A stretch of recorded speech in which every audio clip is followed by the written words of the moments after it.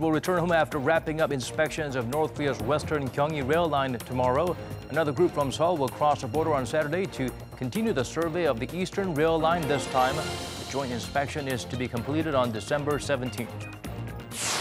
President Moon Jae-in and New Zealand Prime Minister Jacinda Ardern hold a summit meeting on Tuesday, with both leaders agreeing on the need to pursue inclusive growth as well as sustainable development, planning to build a mutually beneficial and future-oriented relationship. South Korea records 0.6% on-quarter growth during the July to September period. Consumer prices, meanwhile, rises 2% on-year for the second consecutive month in November, mainly due to increasing agricultural and petroleum goods prices. News Center begins now.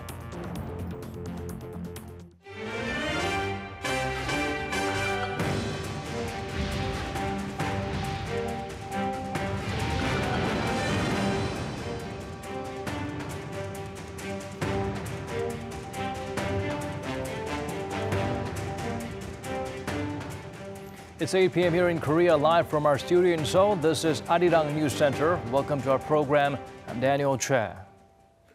Let's start things off with the latest in Seoul and Pyongyang's cross-border railway project. A group of South Korean researchers will wrap up inspections of North Korea's Western Gyeonggi rail line tomorrow and return home in the afternoon. Another team from Seoul will cross the border on Saturday for a survey of the Eastern Donghae rail this time.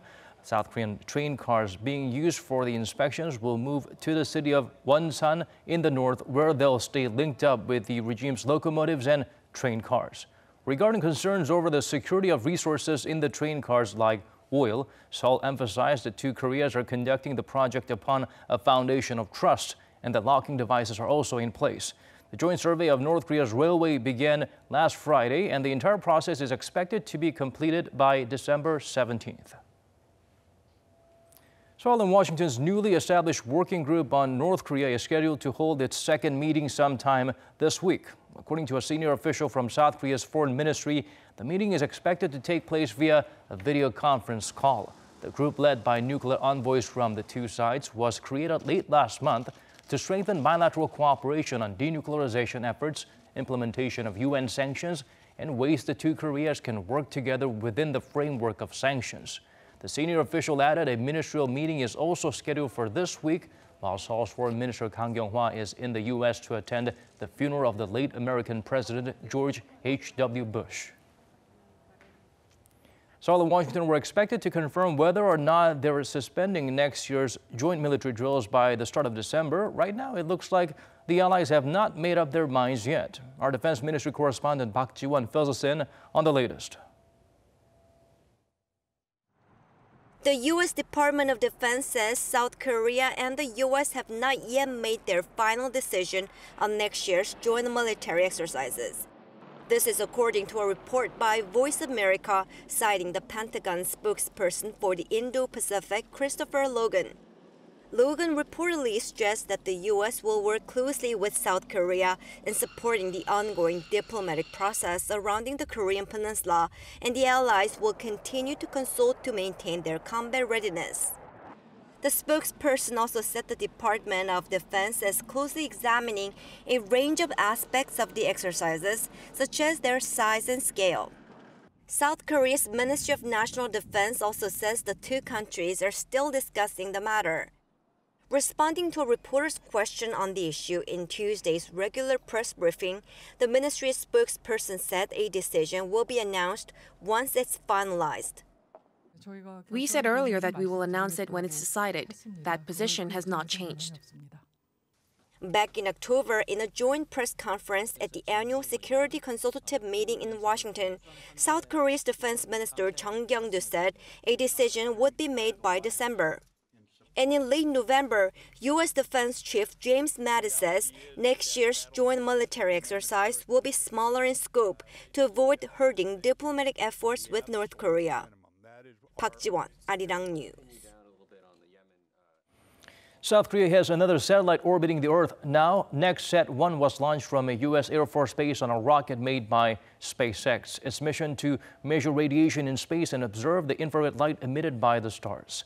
Kan Young-woo has the full story. The Falcon 9 rocket blasted off from Vandenberg Air Force Base in California on Monday at around 10:30 a.m. local time.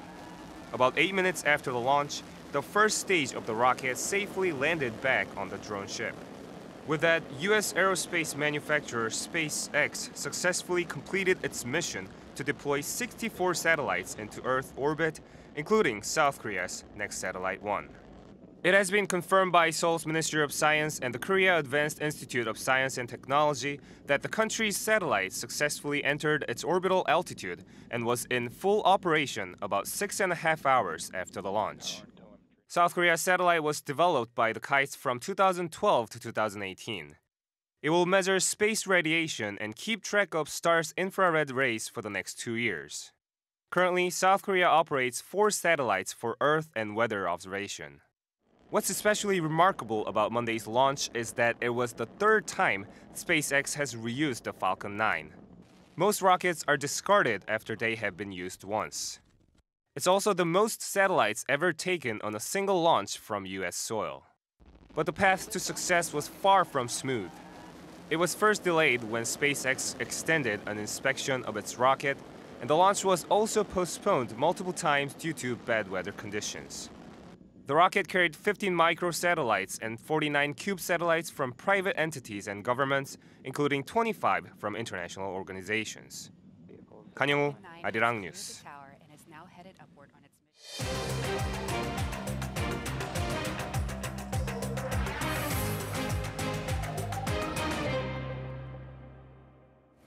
Let's turn our focus to President Moon Jae-in's 3-nation tour. On Tuesday morning in New Zealand, he sat down for talks with the nation's prime minister.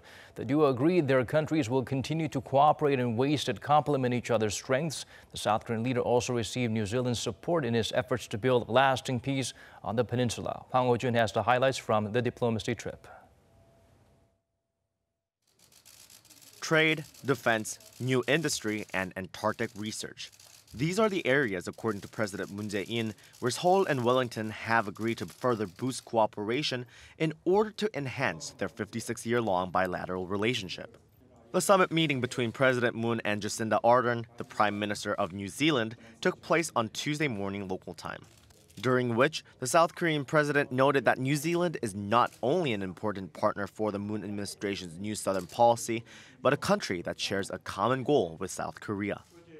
중밀린과 나는 포용적 성장과 지속 가능 개발을 추구하는 그런 공통된 국정 철학을 가지고 있습니다. 앞으로 총리님과 함께 양국 관계를 더욱 호혜적이고 미래지향적으로 발전시켜 나가기를 희망합니다.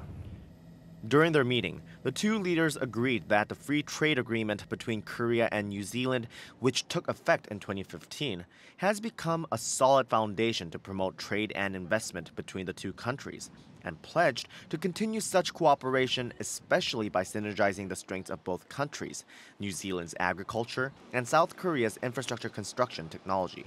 Another technological collaboration will take place in Antarctic research, fusing New Zealand's vast experience as the original signee of the Antarctic Treaty and state-of-the-art research technologies developed by South Korea. The leaders also welcomed the scheduled launch of New Zealand's new South Korea-made military supply ship in 2019 and discussed ways to further expand the country's people-to-people exchanges. During the joint press conference, President Moon and Prime Minister Ardern confirmed New Zealand's support for South Korea's efforts to establish peace on the peninsula. When asked about North Korean leader Kim Jong-un's proposed visit to Seoul, President Moon insisted there is a possibility that it to take place within the year. He emphasized, however, what's more important than whether the visit will happen within the year or not is to realize Kim Jong-un's visit to Seoul may lead to greater progress on North Korea's denuclearization. Hwang Ho-jun, Arirang News. The President's Special Committee on Income-Led Growth held a policy debate this afternoon. It brought together experts, officials, and others. The key topic, how to improve the business environment for the self-employed. The committee is led by the former Senior Presidential Secretary for the Economy, Hong Jang-pyo. He said the forum's objective was to find policies that will help small businesses and the self-employed become more competitive. The committee dubs this group the key targets of income-led growth policy. Participants discussed ways for local businesses and SMEs to thrive, for franchises and mom-and-pop businesses to prosper together. They also touched on ways to reinforce the social safety net. Hong pointed out for the income-led growth policy to succeed, it's essential to increase these groups' overall sales and to ease the burden of expenses on them. He pledged to find ways to help the self-employed better sustain their business and remain competitive. The nation's central bank released its revised data on South Korea's third quarter GDP growth. It was more or less in line with the BOK's forward guidance. Kim Hye-sung helped us look beyond the numbers. South Korea's economy grew by 0.6% on quarter during the July to September period, on par with its second quarter growth rate. The third quarter growth figure is in line with our estimate in October. While facilities investment were revised up, construction investment and private consumption were revised down. Although facilities investment was 0.3 percentage points higher than the earlier estimate, it still tumbled 4.4% in the third quarter, led by reduced investment in machinery. Construction investment fell nearly 7%, with decreases in both building construction and civil engineering. Private consumption increased by 0.5 percentage point, mainly on higher spending on non-durable goods. Government spending expanded by 1.5% on healthcare expenditures. Exports continue to drive economic growth. Facilities and construction investment are both falling sharply. But with semiconductor goods exports set to slow down and domestic consumption expected to be sluggish, economic outlook is pretty gloomy. On an on-year basis, South Korea's GDP expanded 2% in the third quarter, slower than the 2.8% growth seen in the second quarter. It's also the lowest figure in 9 years, which the Bank of Korea pointed to shorter working days as Chuseok holidays fell in September this year, and a base effect as GDP grew near 4% in the third quarter of 2017. Real gross national income expanded by 0.7% on quarter. The BOK says to reach its growth target of 2.7% for 2018, the local economy has to expand by more than 0.84% in the last quarter. Kim Hye-sung, Arirang News. Staying here in the nation, last month consumer prices rose 2% on year. The upward trend was driven mainly by rising agricultural and petroleum goods prices. Here's Korean with a breakdown of the digits.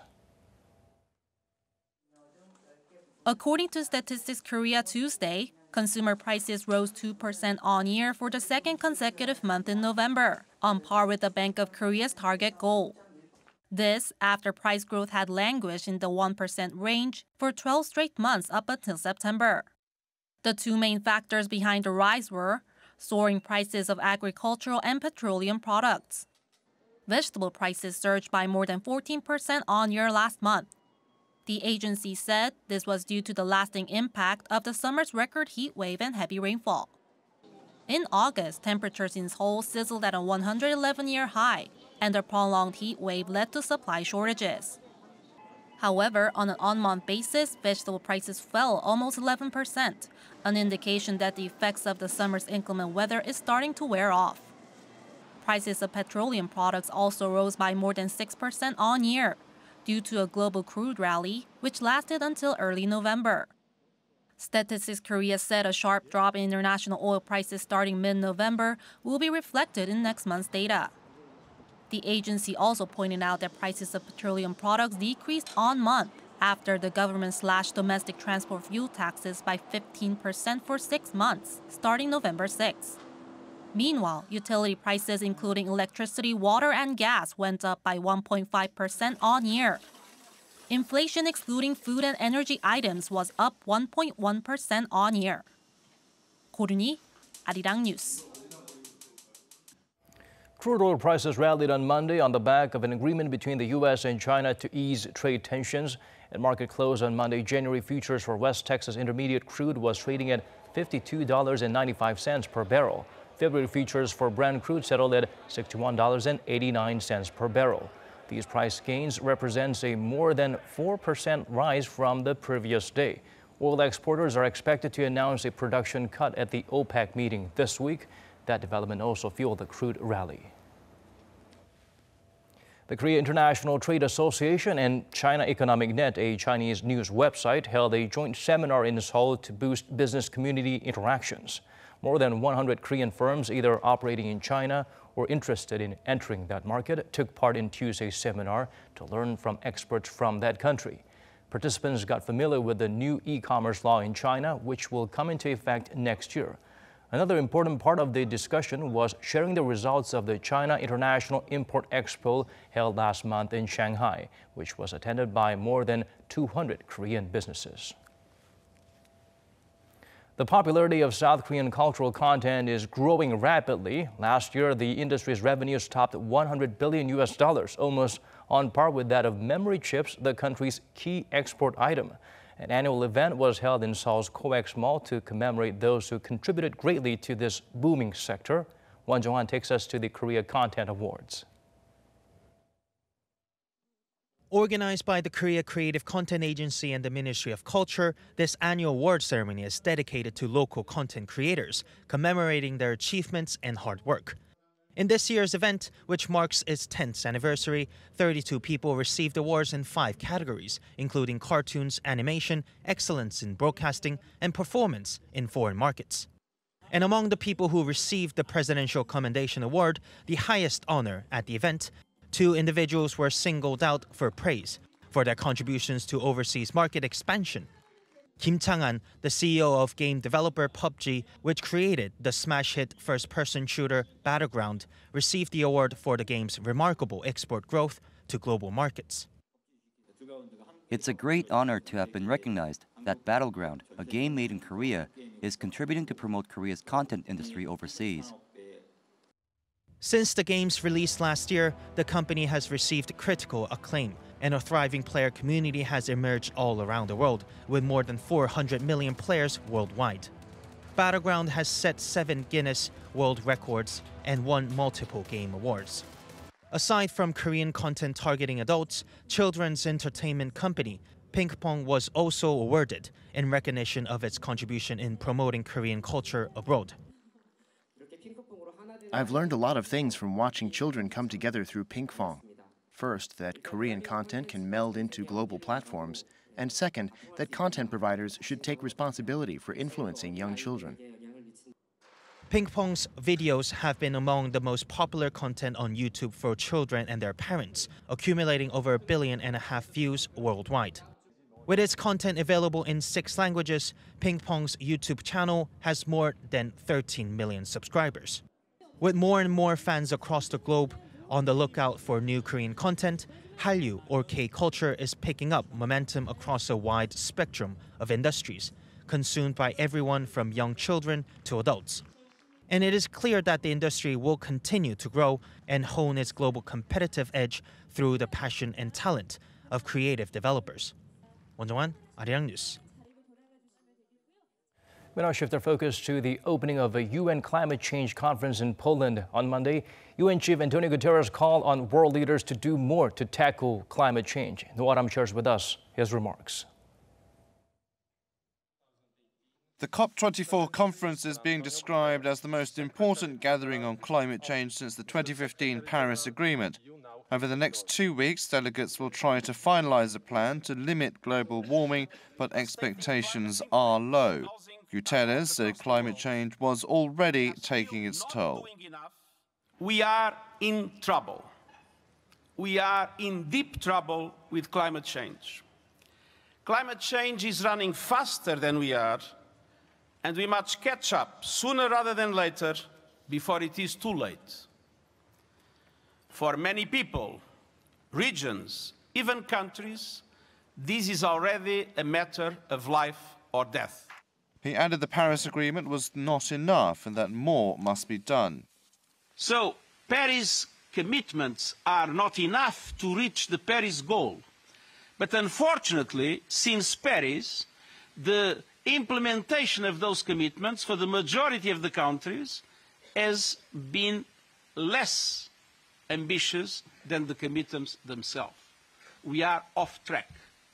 We will not reach 2020 with what was promised in Paris, and at the same time, what was promised in Paris is not enough.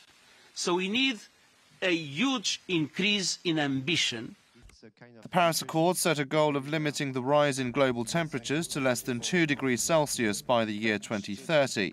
Guterres said in order to achieve that, global emissions from 2010 levels to 2030 must be halved.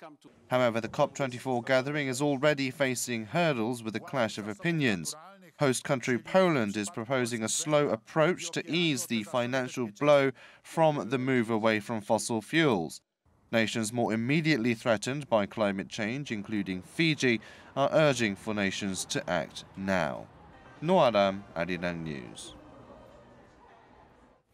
December may be one of the best seasons to enjoy the performing arts here in Korea. There's a variety of shows ready to delight the audience. Among the standouts are La Boheme and The Nutcracker, to be staged this month right here in Seoul. Yoon Jung-min provides a sneak peek of the opera and ballet performances. Christmas season approaches and a variety of stage performances are primed to mesmerize audiences in the month of December at the Seoul Arts Center. The Korea National Opera will showcase Italian composer Giacomo Puccini's masterpiece La Boheme from December 6th to 9th. The opera is adapted from the novel Scenes de la vie de Boheme by French novelist Henri Murger in 1851. Centered on the two heroes, Rodolfo and Mimi, the opera portrays the love, dream, and tragedy of young artists in the 19th century Paris over the course of 4 acts. With the orchestra being led by Korean female conductor Sung Si-yeon, the drama unfolds with a sentimental melody and the beautiful voices of sopranos and tenors.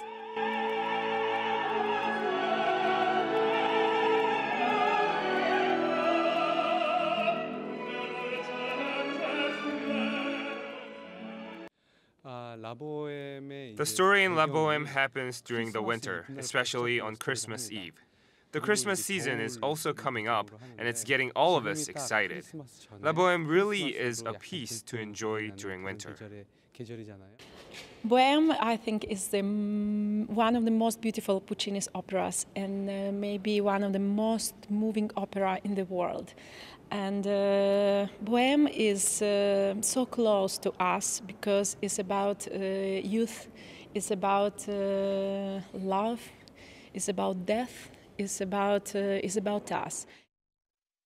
Another show coming up this month is a ballet performance, The Nutcracker, based on a story by German author E.T.A. Hoffmann and music by Russian composer Pyotr Tchaikovsky.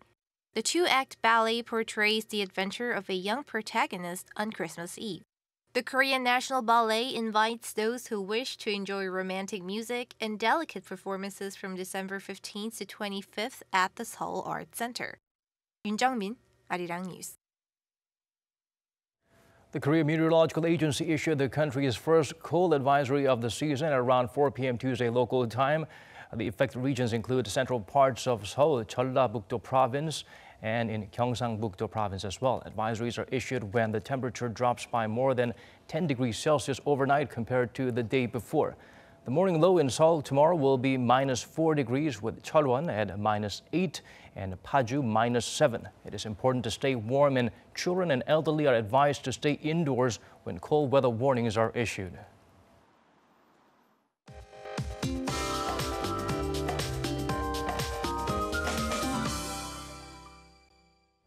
Time to turn to Michelle back at the Weather Center for the updates you need. Michelle, it looks like we're going to have to dress a lot warmer tomorrow. In a lot of places, it'll be below 0 degrees Celsius. That's right, Daniel. Now, bitter cold is in the forecast tonight. More regions will come under the cold wave alerts after 11 p.m. And these color regions are expected to fall 10 degrees or even more just overnight. But by Wednesday afternoon, the mercury in the southern areas are expected to reach double-digit highs, whereas Seoul and other cities farther north will be under 5 degrees Celsius. And the cold is not exclusive to Korea, though. Beijing will also have a cold day, but Tokyo will still be warmer as Busan under rainy skies. Now, with the weather suddenly changing, make sure to take good care of yourselves. Seoul starts the morning at -4 degrees Celsius tomorrow, Daegu at -2, Gyeongju at 0 degrees. Depending on where you are, daily highs will be about 3 to 10 degrees lower than today, with Seoul reaching up to only 4 degrees, while Busan and Jeju are still pretty comfortable at 15 and 11 degrees respectively. However, it'll get even colder as we get closer to the weekend, so plunging down to negative 10 degrees Celsius. Meanwhile, the cold front will bring a band of showers across the country. I'll leave you with the weather conditions around the world.